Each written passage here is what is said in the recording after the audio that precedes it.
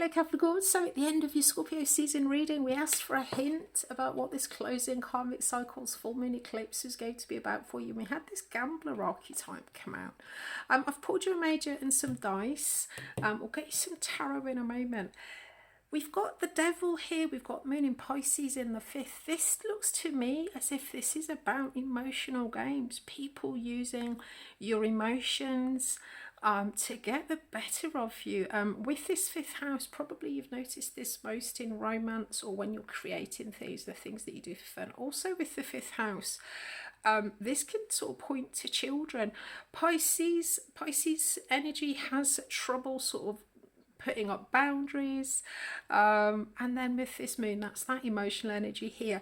So looking at this, there is a sense here with this closing karmic cycles, you're becoming immune to having your actions dictated by your emotions, people using your emotions against you. And with this gambler energy in the shadow, we've got relying on luck rather than hard work. So Capricorn, hardest working sign in the deck. This looks to me as if people have been using your emotions to get you to do things because they know you're very good at doing things, achieving your goals. They've been using your emotions against you to get what it is they want rather than actually doing it for themselves. So the reason that you've been having this, you know, people using your emotions against you is to the universe has been trying to let you see, you know, how people are using your emotions against you so that they don't have to do the hard work that they know that you can do really well. Right, let's get you some tarot. So over the next 6 months, this eclipse energy will play out. Let's have a look to see what you're going to be dealing with. Capricorn, immune to emotional games. Right. Here we go. So we've got Temperance energy. Okay. Crossed by the Hierophant. Just to say, Capricorn, that I do use your feedback to inform the content I upload. So if you do enjoy your reading today, please do strike that thumb of love and light down below, and we'll do more of these in the future. Right. Okay. So the Fool, yeah, following instincts, taking a leap of faith. Okay, so fantastic. Your experience of this, we've got the Queen of Swords. The Queen of Swords has earned her strike through pain and suffering. There's a lot of logic, a lot of wisdom here.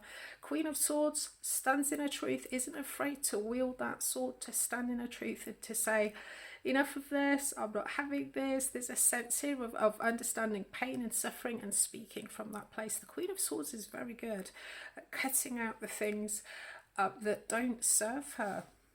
Right, so fantastic. The present energy, we've got the Temperance crossed by the Hierophant. Wow, oh my goodness me, look, all these majors, big energies, Capricorn.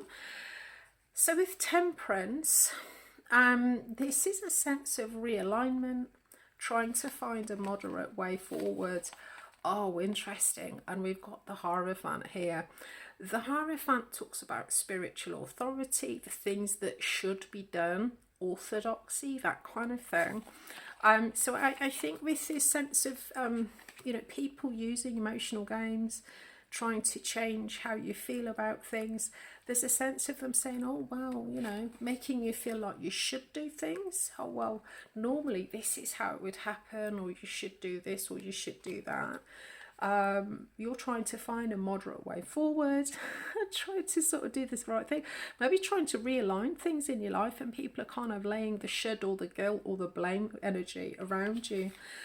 Does look like in the past there's been illumination about this, clarity. There's also happiness here, and with this Emperor energy,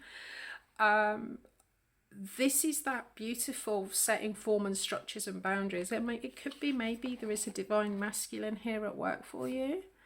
Your divine masculine, as I say, setting boundaries, structures, being the authority, saying what does and doesn't work. Or there may be a divine masculine, if this is within romance, that you're actually dealing with.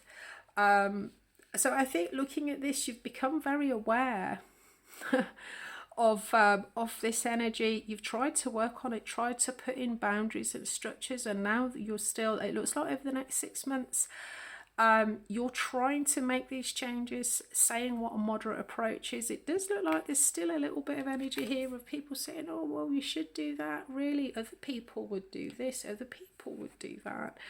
If you loved me, you know, if you were good at your job, you'd do this, you'd do that.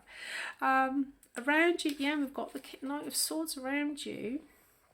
And the Knight of Swords talks about being eager to overcome issues or problems or trying to push an agenda, looking at this. So there's definitely a sense of wanting to overcome issues or problems. There may well be an agenda, possibly, well, presumably people, when they use their your emotions against you, they're going to be sort of trying to get their own agenda filled. You should do this, you should do that.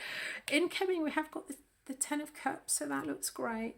And here we've got the Ace of Cups around you, hopes and fears. We've got the Three of Pentacles. The Three of Pentacles is all about collaboration, teamwork. So absolutely, it looks like people are trying to use your emotions against you to get them to get you to collaborate or to cooperate with them, you know, with their agendas, with their ideas. It just looked like you're getting wise to that though. And then the outcome, we've got the Four of Pentacles. So there's a sense here of this is a kind of a comfort zone card. Right, let's get you some clarifiers. So it looks like you're getting very clear about what you need to cut out. You understand that you need more boundaries, more structures. You need to kind of take quite a firm stance with this Emperor energy. Cut out the BS, call a spade a spade. Right, okay. What's this Ten of Cups on the incoming? Just to say, Capricorn, that this full moon eclipse is activating the area of your life that actually has to do with your romance and creativity. So the work that you're doing here will really help you out in those areas. Also, let's just have a look. If you've got planets or angles between 4 and 6 degrees of the fixed signs, so Taurus, Leo, Scorpio or Aquarius, they will actually be triggered directly by this full moon eclipse. So the changes that are going on for you, the epiphanies, the illuminations that's coming in, those planets or angles will play a firm role in what you've got going on. So we've got the Page of Cups, Ace of Pentacles, the Fool, nice, okay, Four of Pentacles, Nine of Swords, underlying energy. We have got the Knight of Pentacles, maybe an earth sign at work here for you, possibly an air sign with this Libran energy that we've got. Knight of Pentacles talks about slow and steady movement forward, you know, but putting in practical efforts, practical steps. That's that, you know, that shadow attribute, relying on luck rather than hard work. This to me feels very much like you're trying to teach people a lesson. You know, you're definitely trying to change the paradigm, get people to understand that you won't have your emotions toyed with, you won't be sort of manipulated into doing things just to satisfy their agenda or doing things the way people tell you that you should do them. Ten of Cups, Page of Cups. Looks like this is actually paying off for you. Ten of Cups talks about long-term emotional happiness. It's the happy ever after card. It's coming in with the Page of Cups.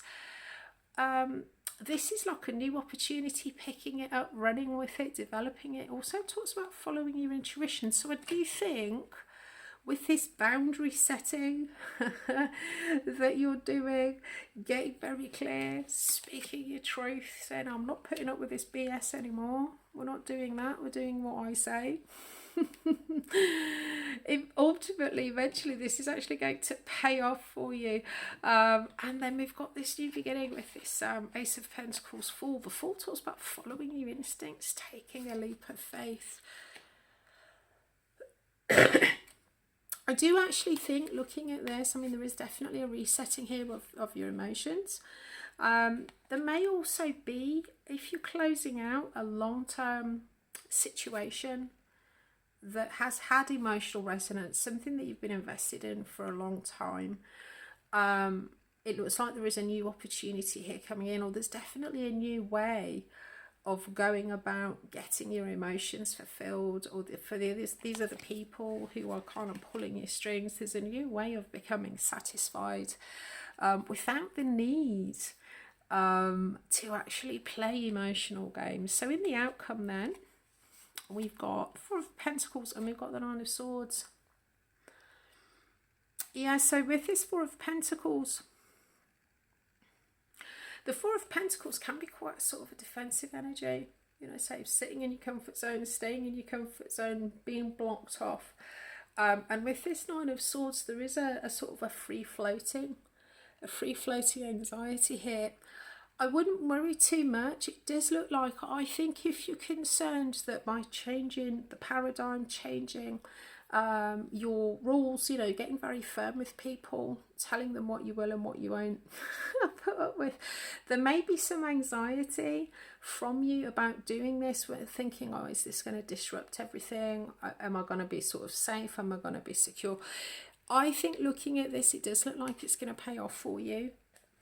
No, what is it they say? No pain without gain. So this to me looks like, you know, there's definitely an immunity here to people. You know, people are no longer going to be able to play with your emotions, get you to do things just because they're saying, oh, well, you should do it, or that's the way that it's done.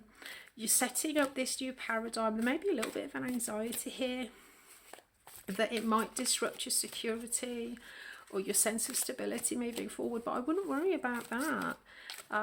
You're absolutely going to be getting, with this Ace of Pentacles Fault card, there's definitely something new coming in here for you. New stability, a new path to long-term growth and abundance. Right, let's get you an oracle then. What are you going to be doing with this new moon manifesting, new moon eclipse in Scorpio on the 13th of October? What are you manifesting? Interesting. So we've got artist, expressing a dimension of life that is just beyond the five senses, inspiring others to see life symbolically. We'll be looking at that around about the 13th in detail. In the meantime, next week, if you can't wait 2 weeks to watch that, we do have a message from your guides reading next Saturday, and you can always catch up with your season trilogy of readings. In the meantime, I wish you clear eyes, a calm mind and a resilient heart.